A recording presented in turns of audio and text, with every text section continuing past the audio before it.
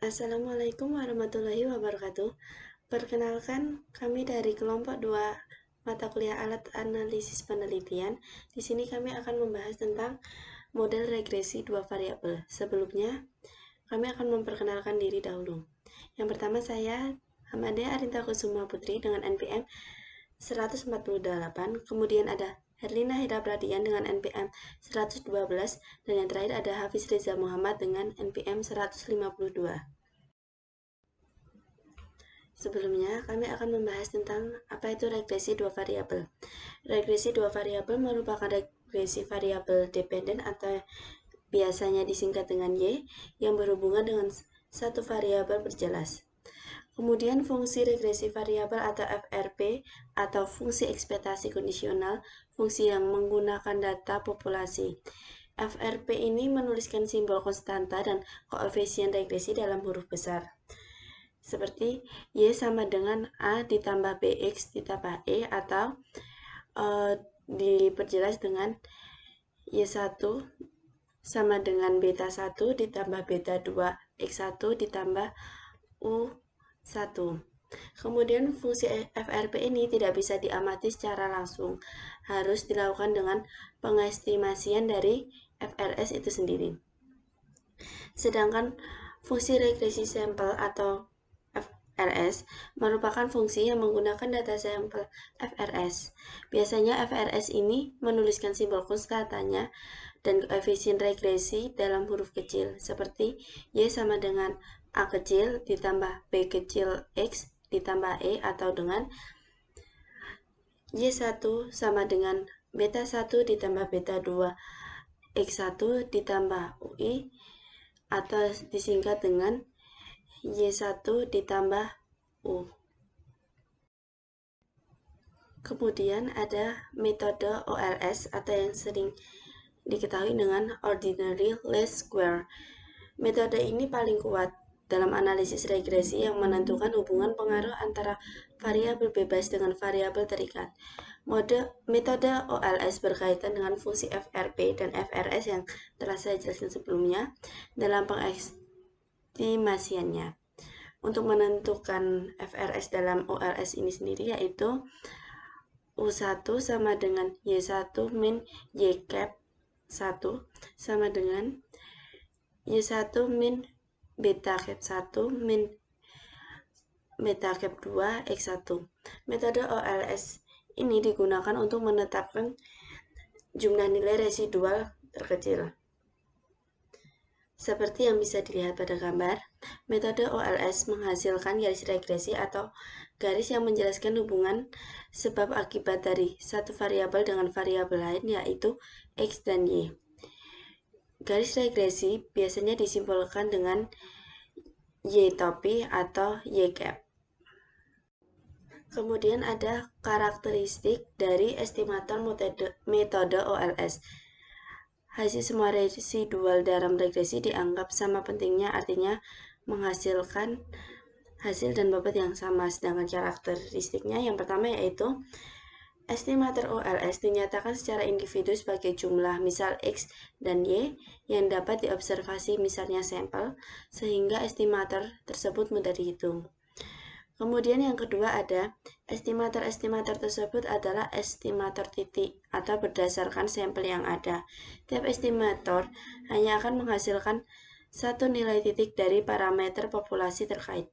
Dan yang terakhir ada jika estimator OLS telah dihasilkan data sampel sehingga garis regresi sampel mudah untuk didapatkan. Yang selanjutnya ada klasik linear regresi model atau CLRM. CLRM ini merupakan asumsi yang mendasari metode kuadrat terkecil yang mana adanya titik acuan dari sebagian besar teori ekonometris yang memiliki 7 asumsi. 7 asumsi itu diantaranya yaitu yang pertama ada model regresi linear yang dalam parameternya didapatkan dari fungsi FRP yang dapat diperluas. Yang kedua ada nilai asumsi nilai X selalu tetap atau nilai X yang independen terhadap faktor kesalahan, yaitu nilai regresor X selalu dianggap tetap dalam pengambilan sampel yang berulang, atau regresor yang selalu tetap, atau pengambilan sampel sejalan dengan pengumpulan variabel Y, atau regresor stokastik. Yang selanjutnya ada nilai rata 0 dari faktor gangguan UI. Untuk setiap nilai XI tertentu, nilai rata atau nilai ekspektasi dari faktor gangguan acak UI bernilai 0. Yang keempat yaitu asumsi 4, itu ada homoskedastisitas atau homoskedasity atau keseragaman varian dari UI. Ini adalah nilai varian faktor kesalahan atau gangguan adalah sama dengan mengabaikan nilai X, yang dimana var adalah kependekatan dari varian. Yang selanjutnya asumsi 5 ini ada tidak adanya otorelasi di antara gangguan, yaitu untuk setiap 2X yang ada X1 dan XI dan XJ, atau I tidak sama dengan J, atau korelasi antara nilai UI dan UJ manapun adalah 0, di mana I dan J merupakan dua observasi yang berbeda, serta di mana cov berarti covariance. Yang selanjutnya asumsi yang keenam ini adalah jumlah observasi N harus lebih besar daripada jumlah parameter yang akan diestimasi. Dengan kata lain, jumlah observasi harus lebih besar daripada jumlah variabel penjelasnya. Yang asumsi yang ketujuh yaitu kriteria dasar pada variabel X. Ini yaitu nilai X dari sampel. Selanjutnya ada keakuratan standar error dari estimasi kuadrat terkecil. Kuadrat terkecil sendiri adalah sebuah fungsi dari data sampel, oleh karena data yang mengalami perubahan dari satu sampel ke sampel lainnya. Estimasi akan berubah dengan sendirinya yang diukur dari data yang dapat dipercaya atau keakuratan estimator. Standar error ini merupakan standar deviasi sebuah distribusi sampling dari sebuah estimator. Distribusi sampling digunakan untuk mendapatkan nilai-nilai inferensi mengenai parameter sebuah populasi yang dihasilkan berdasarkan nilai estimator sebagai hasil perhitungan dari satu atau lebih. Yang selanjutnya ada sifat-sifat estimator kuadrat terkecil. Ini menurut teori dari Gauss-Markov. Ini ada 3. Yang pertama ada bersifat linier.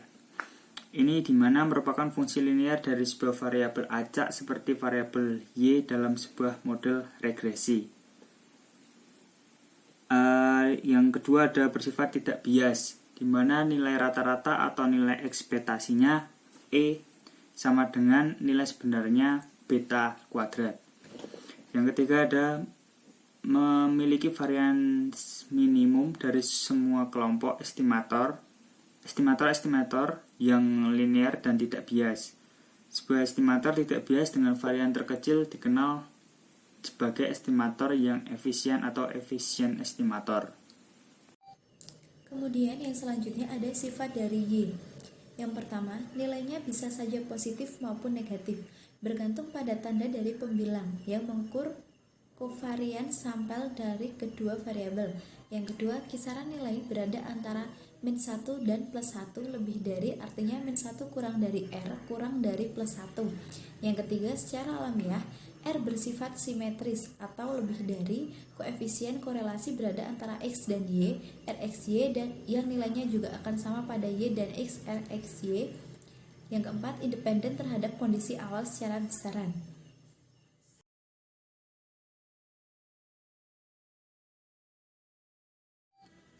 Sekian presentasi dari kelompok kami yang dapat kami jelaskan. Apabila ada salah-salah kata, mohon dimaafkan. Wassalamualaikum warahmatullahi wabarakatuh. Terima kasih.